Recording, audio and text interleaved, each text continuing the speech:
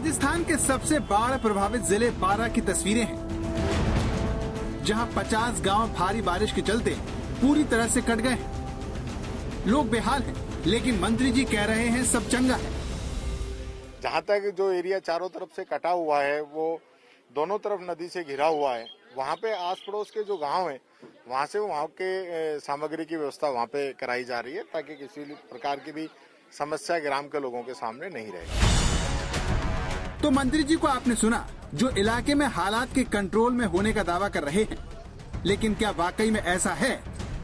तस्वीरें तो कम से कम इसकी गवाही नहीं देती, क्योंकि अगर बारां में गहलोत सरकार की तरफ से नाव चल रही होती तो लोगों को इस तरह से जान जोखिम में डालकर नदी पार नहीं करनी पड़ती। बारिश की वजह से बारां जिले के गाँव में चारों तरफ पानी भरा हुआ है।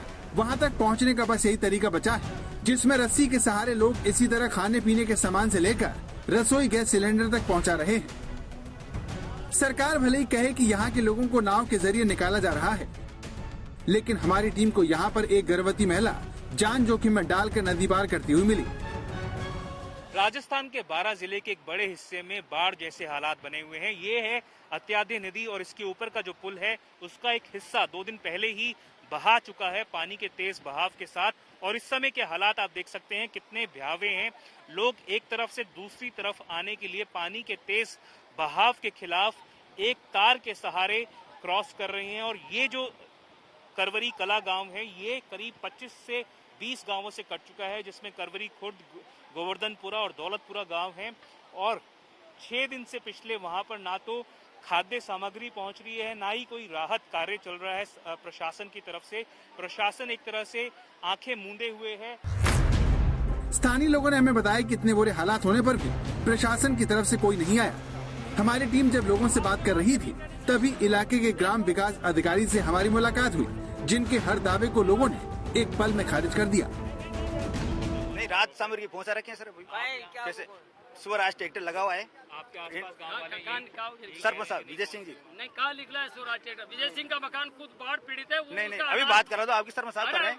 हमारा एलडीसी लगा हुआ है यहाँ पर, राजेंद्र कुमार सर। मतलब 8 क्विंटल गेहूँ पसा करके और सामग्री वितरण की जा रही है। अभी मैंने बात करी है। हमारी आंखों के सामने प्रसूता को वहाँ से आना था तो ट्यूब के सहारे आई है वो, है ना। और आप लोगों से इतना नहीं हुआ कि एक बोट का इंतजाम करवा दो यहाँ पे। सर ऐसी कोई समस्या पहले नहीं आई थी, ये तो इस बार तेज बारिश होने से व्यवस्था थोड़ी चरमरा गई।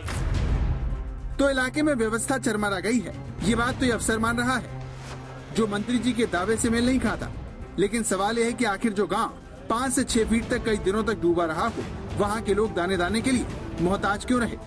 इस सवाल पर स्थानीय लोगों का आरोप है कि ऐसा मंत्री जी के दौरे की वजह से हुआ। दावा है कि प्रशासन ने जानबूझकर मंत्री के दौरे से पहले राहत सामग्री नहीं बांटी, ताकि मंत्री जी के हाथों से उसे बंटवाया जा सके। लेकिन जब इस बारे में हमने मंत्री जी से पूछा तो उन्होंने साफ इनकार कर दिया। कई लोगों की ये शिकायत है कि राहत सामग्री उन तक नहीं पहुंचाई जा रही थी और प्रशासन इस बात की वेट कर रहा था कि कब मंत्री यहाँ पर आए और उनके हाथों से बंटवाई जाए। क्या आपको लगता है सही है सर? नहीं, ये गलत बात है। रेगुलर यहाँ पे मैंने देखा है एमएलए साहब के यहाँ पे जो फार्म है वहाँ से लगातार भोजन की सप्लाई लगातार चल रही है और एसडीआरएफ, एनडीआरएफ की टीमें लगातार लगी हुई है। पूरा प्रशासन मौके पे मौजूद है। हमारे एमएलए साहब लगातार इसकी पूरी मॉनिटरिंग कर रहे हैं। इस दावे के बाद मंत्री जी अपनी गाड़ी में बैठकर गांव से चले गए, लेकिन गांव वालों ने उनकी पोल खोल दी और बताया कि उनके आने से पहले गांव वालों को प्रशासन ने किसी भी तरह की मदद नहीं दी। सारा गांव है ये पूरा डूबा हुआ था और कल जाके खुला है। तो कल एमएलए साहब विधायक जाए थे, लेकिन इतनी तरह जाए नहीं, वापस आए, वापस चल गए। और आज जो ये सर मंत्री जी आए हमारे, इन्होंने सारा ये आए ताकि आपने देखा सारा काम हुआ। पूर्व प्रधान जी हैं, उन्होंने की तरफ से सारी सेवा हो रही थी। जो वर्तमान प्रशासन है उसकी तरफ से कुछ कार्रवाई की? नहीं सर, उधर से कोई हुआ नहीं था। जो एनडीआरएफ की टीम आई थी उन्होंने हमको गाँव को बचाया, नहीं तो सर पूरा गाँव खत्म हो जाता। 4 से 6 फीट 7 फीट तक डूबा होता सर। हाँ, और उस दौरान प्रशासन से कोई मदद नहीं मिली हमें। राजस्थान में भारी बारिश की वजह से कई जिलों में बाढ़ जैसे हालात बने हुए हैं, जहां लोगों को राम भरोसे छोड़ दिया गया है।